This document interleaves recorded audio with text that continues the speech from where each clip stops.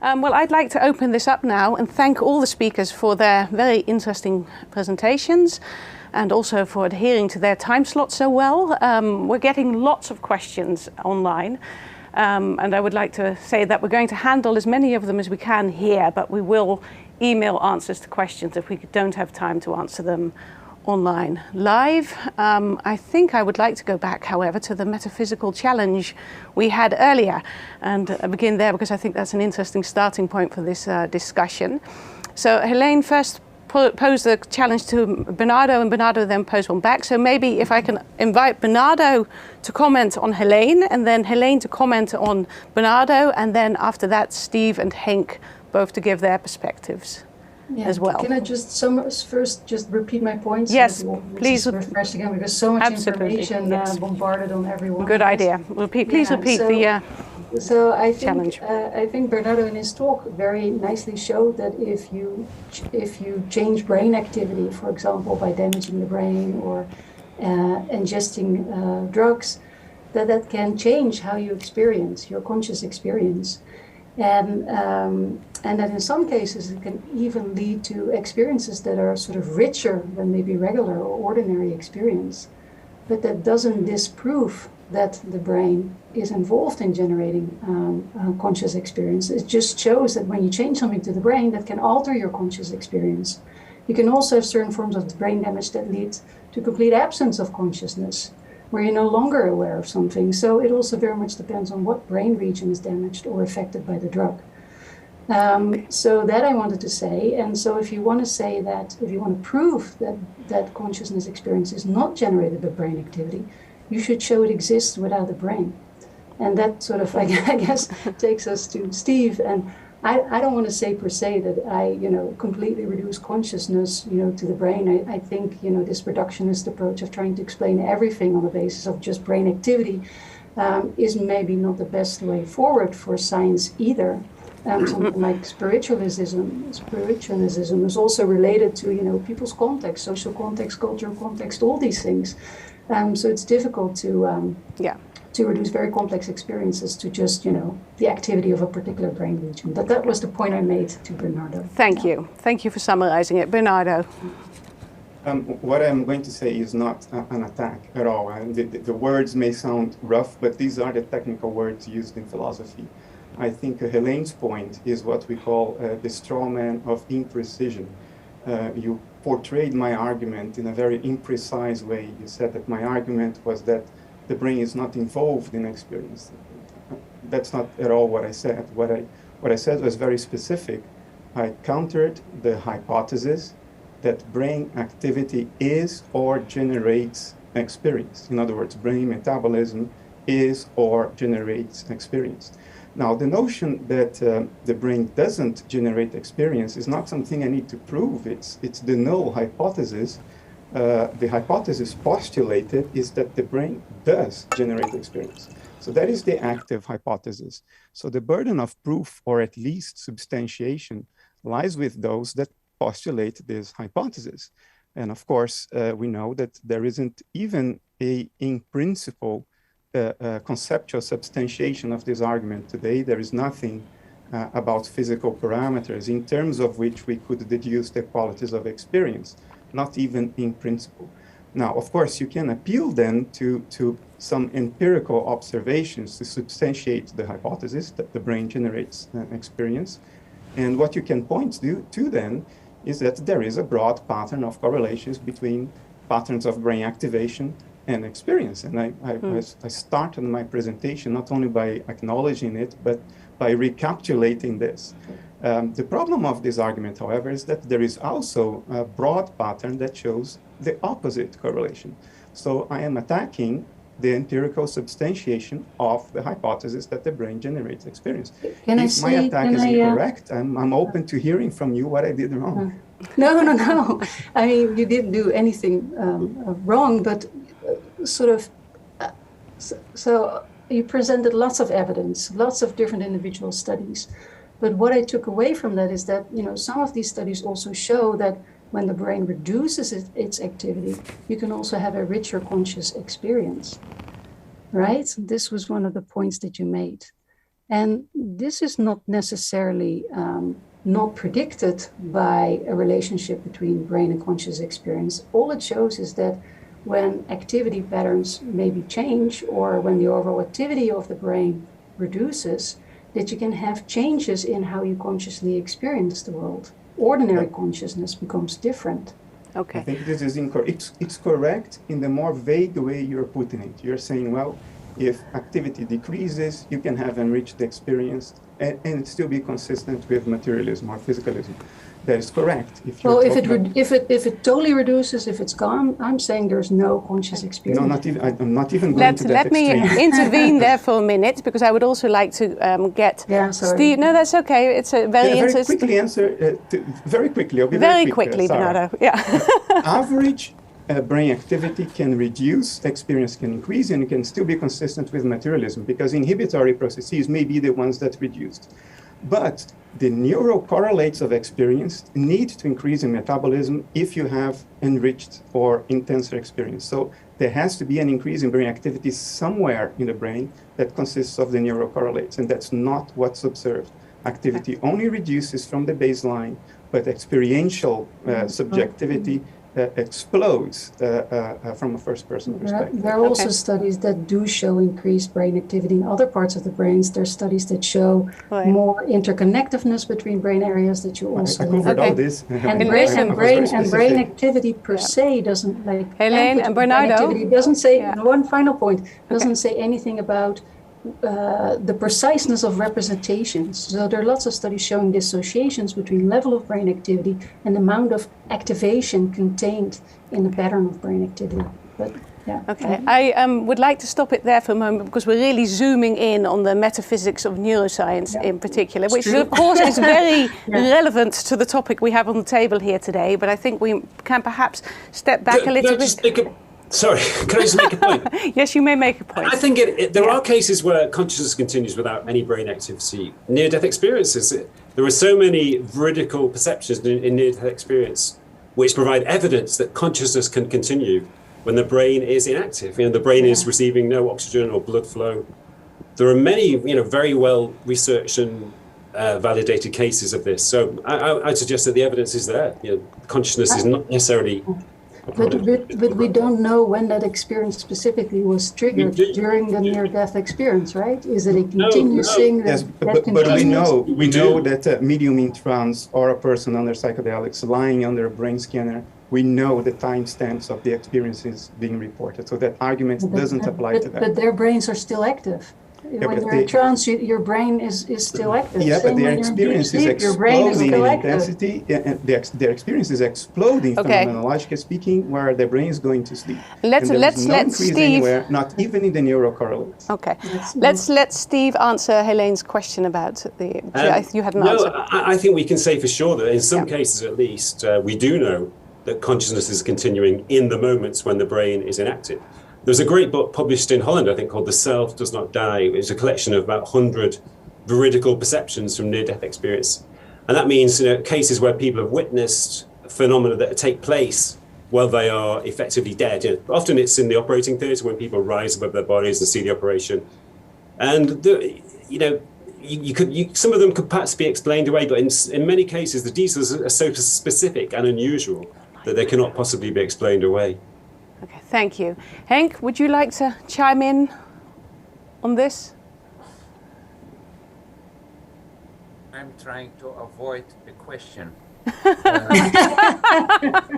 I don't blame you entirely. Okay. The nice thing is that one can meditate and discover more about consciousness without knowing the metaphysics of it. Yes. And that was what I was trying to do. Yes. So I propose an axiomatic approach, and the nice thing of axiomatic theories is that one doesn't need to define the primitive notions. Okay. And that's what I have been trying to do.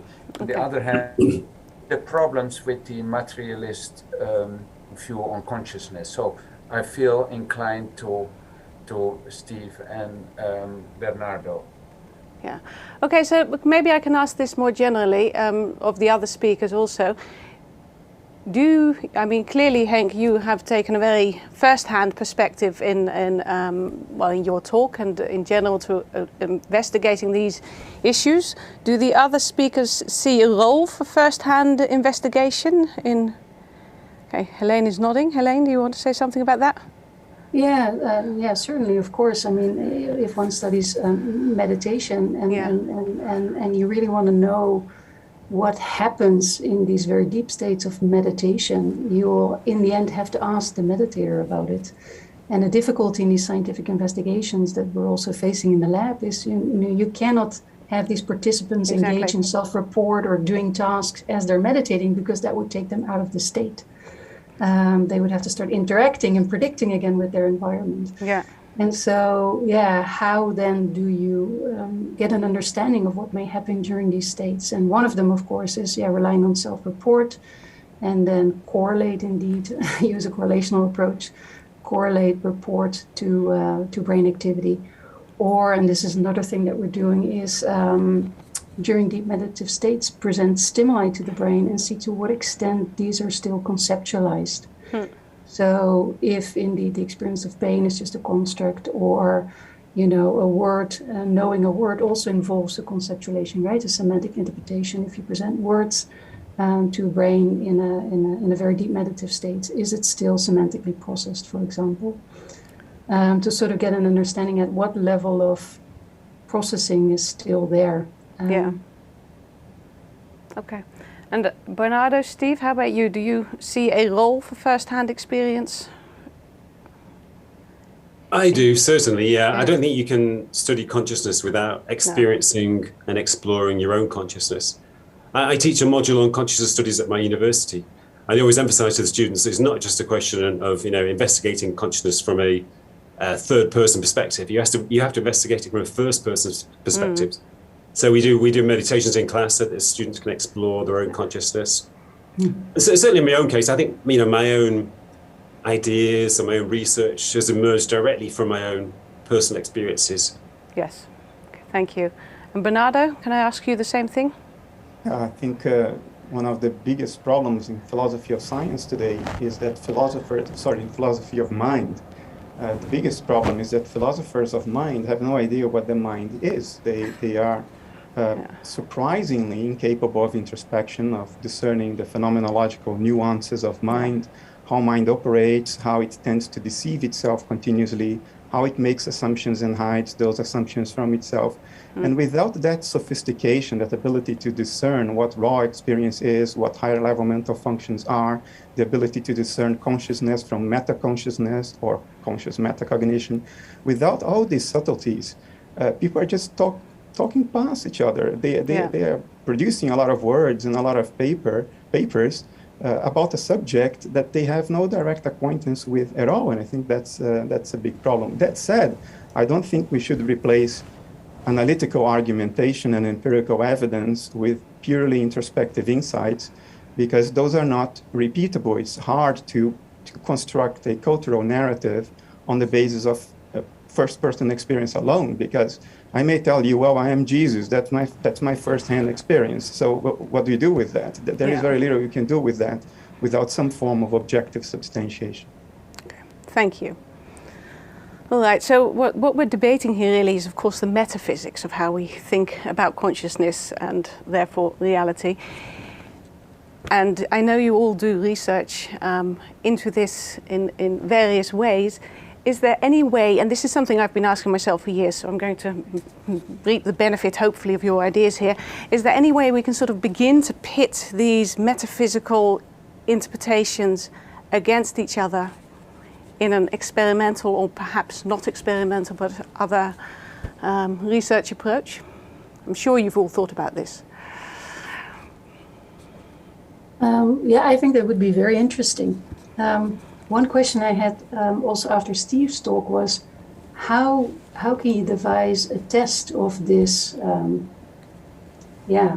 consciousness that is everywhere, that dissociates it from other ideas? Because also, of course, within the neurosciences, the idea is that as soon as life becomes more complex, experiences can become more complex. So how do you dissociate between your idea of this universal consciousness that pervades everything from other ideas in this domain?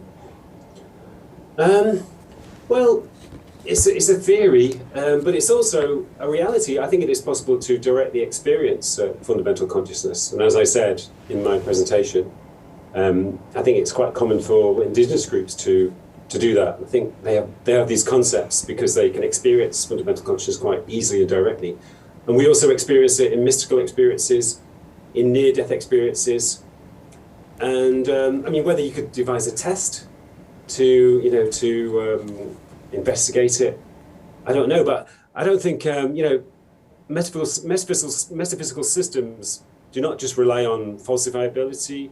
They rely on a lot of other things which are maybe more important than falsifiability, like internal coherence, explanatory power, and so forth. A lot of concepts in science are not falsifiable. The idea that consciousness is produced by the brain is not falsifiable. It's just an assumption, basically. Yeah. Okay, but can we use that sort of criteria, like explanatory strength, for instance? Is there any way we could begin to objectify that and compare them in terms of explanatory power?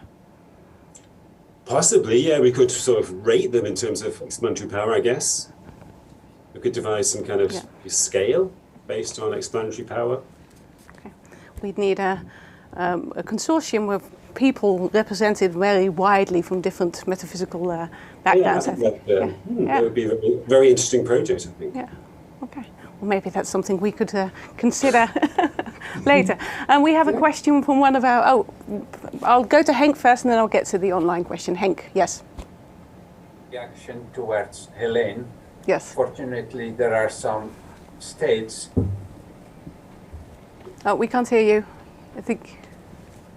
Hear me? Now I can, yes. Okay. In some meditative states, one can push buttons without leaving that state. So it would be good to make a chart, a map of those, and then another map of those in which you cannot push buttons. So let's talk about this later. Yeah, thanks. Cool. Okay. To move to the online question from Ralph. Can I comment on the subject you put forward at some point? I mean, it doesn't need to be now, but I wanted to comment on that as well, the verifiability or the testability of these things. Yes, I'll deal with this question, then we'll come back to you to talk about the verifiability or the explanatory power. And the question by Ralph is there was a broad history of the physicalism-vitalism debate, and halfway the 20th century, systems theory was suggested to be a subtle middle way between physicalism and vitalism that might, combine the two and marry the two a little. What would be your opinion, and do you think that might be a useful combination to start to make, and how would pan-spiritualism fit into this?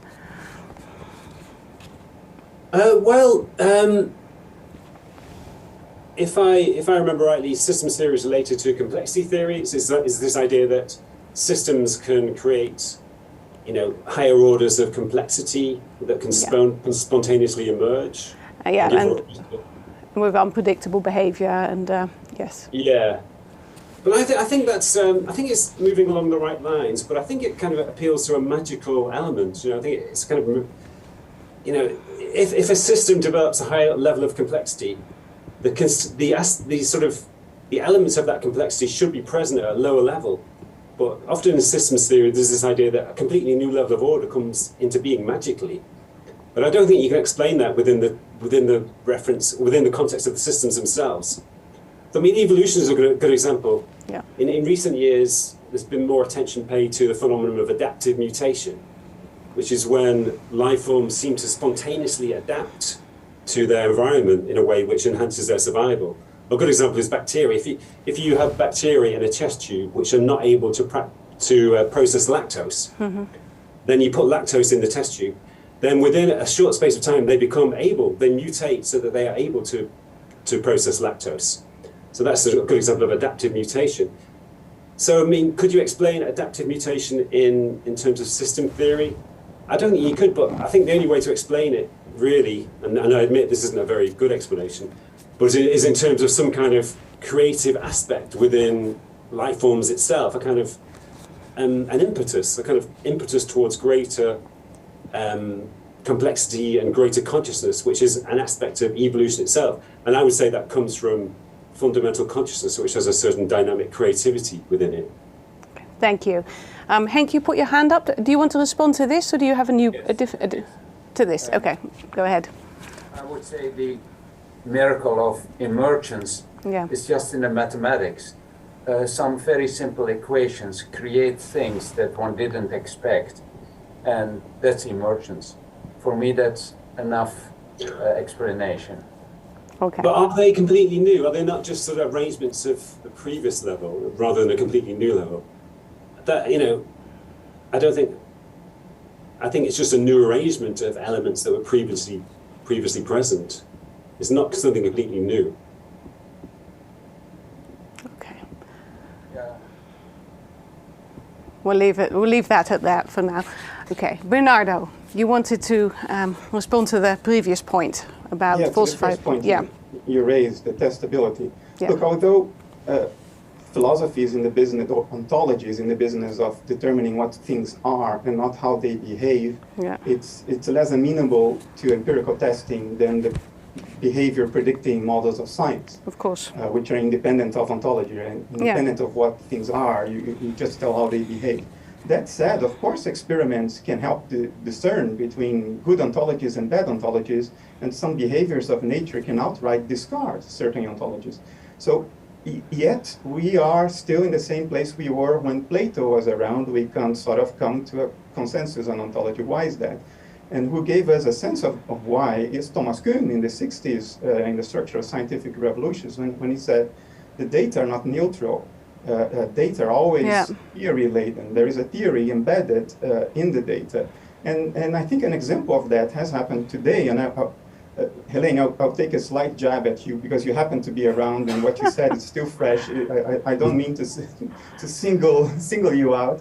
But your defense of physicalism was, if I may exaggerate slightly, you're basically saying, well, if anything happens or doesn't happen in the brain, then it's still consistent with physicalism. This is hand waving. No, I did not say that. Let me just try to finish the argument. You are rendering the position unfalsifiable by not defining it precisely. And because of the hard problem of consciousness, physicalism has become even stronger because it has become unfalsifiable. You cannot deduce qualities from physical parameters. So anything goes. And I think we saw that in the way you defended physicalism today. Well, can I? I think you can respond. Of course. I mean, for example, you had this plot where you showed all these blue brain blobs, and you said, I forgot whether it was LSD or something like that compared to placebo. It completely, led to the brain falling asleep or something like that. But it's important to realize that these blue blobs are derived from a contrast between two conditions, and the only thing it shows is that in the LSD state, in certain parts of the brain, there's less activity than in other parts of the brain. And I think it's really important to sort of look at where are these things happening in the brain. It's not like the entire brain went blue. Some parts of the brain. The plot was very precise. It was a contrast between the drug and the placebo. The baseline and the placebo. And so it just shows that the drug in certain parts of the brain evoke less activity than the placebo drug. Yeah, and in no part of the brain it increases activity. And yet the phenomenology of the placebo state is just boring, standard, task-free consciousness. And the phenomenology in the psychedelic state is one of the 5 most significant experiences one can have in life. First of all, this is just one study, right? Because other studies have been done that show other changes at the No, they are all consistent. All studies have shown only reductions in brain activity. There was one exception to this prior to 2012, a study done in Switzerland. It was redone in 2017, and now it is consistent with this result. No psychedelics increase brain activity anywhere with respect to the placebo baseline. So I guess I can just keep repeating some of the points that I made. I mean, it is very normal that if ordinary structures or brain regions that are involved in ordinary cognition, if their activity is reduced, that changes your experience, right? Do you agree with that? Yeah.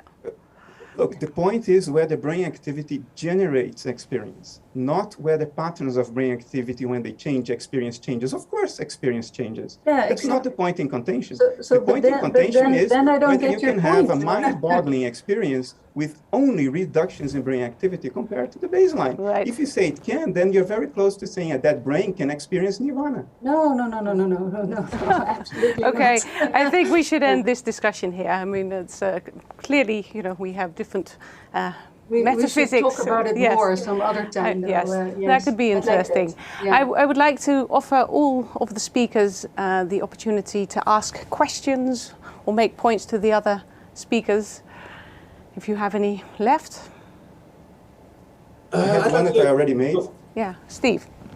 I was just going to ask Bernardo, and I agree with you. I think there is, in some cases at least, there are correlations between a reduction in brain activity and an enhanced consciousness.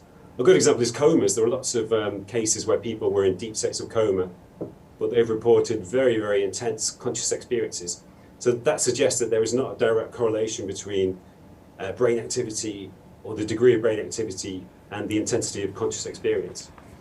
So I agree with you there. But just on the other hand, there are obviously many cases where an impairment in brain functioning leads to a deterioration in consciousness. My mother, for example, she had a condition called encephalitis, which kind of destroyed brain tissue, and as a result, she's in a semi-conscious state all the time. She's lost her conscious functioning. So what is it that separates those two examples? Why do some people experience an enhancement, whereas others experience an impairment? I think it depends on what mental process corresponds to what is being impaired. I think, of course, you can impair the contents of a dissociative process, the cognitive contents within the dissociative boundary, so to say, and that will lead to cognitive impairment. There is no way around it. So most impairments of brain activity will lead to cognitive impairment because you're basically sort of putting down the contents that are present within the dissociative boundaries. But I think some types of brain activity that we are tantalizingly close to being able to more precisely point out, you may be actually impairing the dissociation itself. And then you have the opposite. And that may, to some extent, explain quiet savant, the psychedelic state, trance state, or what teenagers call the choking game, when you sort of partly strangulate yourself, so there is less blood flow to your head, and you have one of the most intense experiences of your life without breaking the law. This is pretty dangerous, by the way. I don't recommend that people do that. Or why pilots undergoing G-force centrifugal training report memorable dreams in the period of syncope when they are passed out. So it's, what are you affecting? Are you affecting the cognitive contents of the dissociation, or are you affecting the dissociation itself? Right, yeah, that makes sense. Thanks. Okay, Bernardo, did you have a question too? Yeah, I asked that question earlier to Heleen, and then you interrupted her when she was about to reply, and I think she should be given a chance I to apologize. reply. Yes. I will not repeat the question because I'll take more time if I do that. Can you just summarize it briefly? My point was that direct implication of what's his name, Friston's argument is that you have to see what we call the brain as a cognitive inference, an encoded cognitive inference of the mind. And that would contradict Heleen's metaphysical position. I didn't say that this is what Friston said. I'm a thinking being. I can read his argument and derive myself the implication. So my point is, what I said is an implication of what Friston's argument consists of. Yeah, and I don't really see how you get to that implication. I don't see how, for example, his 2013 paper leads to that conclusion. But I think maybe it's too detailed of a debate for people who are not familiar with Friston's work. But the 2014 paper is better, the one on the IEEE, proceedings of the IEEE, and from pages 430 onwards, it's very clear. He starts it by saying external states can only be vicariously known by the internal states, and then there is a Markov blanket in between. So basically what he's saying is that the world we perceive, matter, brains, and everything it entails, is an encoded representation internal to us, and it's not necessarily what the world actually is. In other words, the brain is an internal representation of the mind, of itself. Yes, you can have multiple market blankets, you could say, within the brain. That's basically what you're saying, right? So the brain is not, only one Markov blanket. Oh, well, he also proposes you can have multiple Markov blankets. Yeah, but my argument doesn't need that that level of complexity. All right, I don't really know if I'm following you, but basically what he's saying, you have internal states and external states, and they're separated in a statistical sense by a Markov blanket, right? And the internal state can only minimize free energy via this Markov blanket, which consists of these active and sensory states. And so your point is that then sort of means that the brain is a model in the end of the environment? Or what are you saying? Because, I mean, the other thing that's important to realize is that Friston's theory, of course, I mean, it's a mathematical theory. I mean, he sort of relates it all to the brain, and he has all these, assumptions about how there are prediction neurons and error neurons, but it's not really a biological theory per se. I just refer to him because you chose to use him, and I wanted to use the weapons you chose, so to say. It's not like I think he's the best. He has the best argument for what I'm putting forward. There's a lot better arguments from foundations of physics. But you mentioned him, so I thought I would stick to your known territory. You're correct about minimization of free energy. Internal states cannot mirror external states. Because otherwise there would be no minimization of free energy and the entropy would explode. The dispersion of the internal states would have no upper bound. But what this means is that internal states are not only inferential, they are also encoded.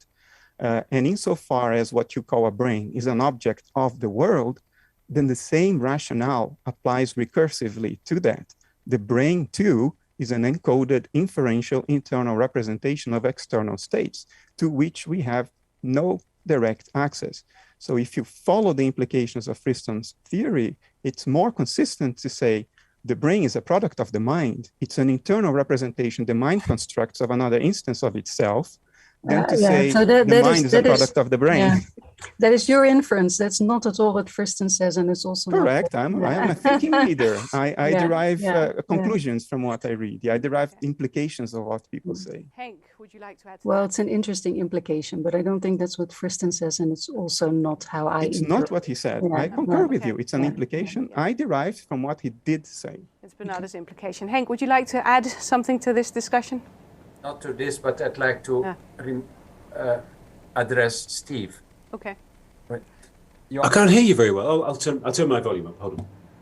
Ask how can mathematics, can it really come to a next level? And now I would say yes.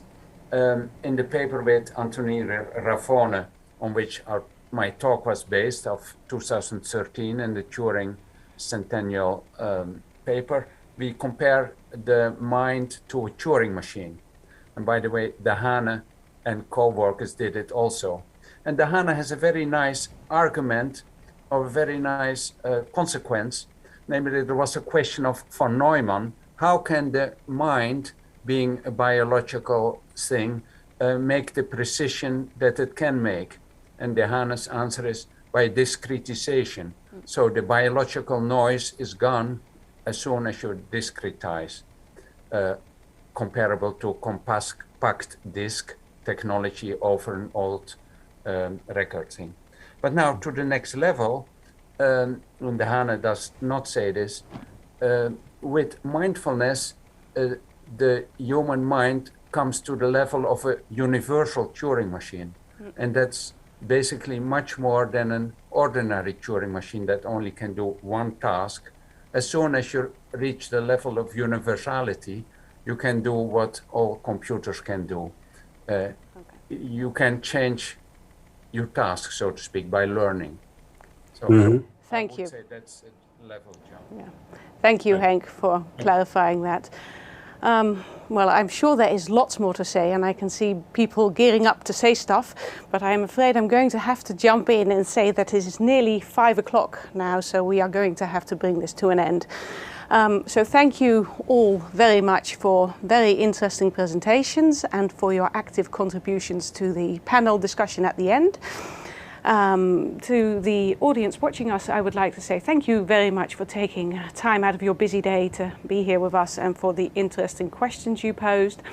The presentations have all been recorded and will be made available via the Essentia Foundation website. So I don't know which website you've used to log in, but if you look at that at the websites, we will provide links there to the talks after the 2 sessions. We have the second half of this conference next Thursday at the same time, 2 o'clock. And then we have another 4 very interesting speakers talking to us: Erik Verlinde, Esmee Geerken, Jacob Jolijt, and Ian McGilchrist. So I hope to see many of you again then. And of course, if you can join us again, that would be great. But for now, thank you very much for being here today. Thank you, Sarah. Thank you. Pleasure. Thanks, Sarah. Thank you. Bye. Bye-bye. Bye.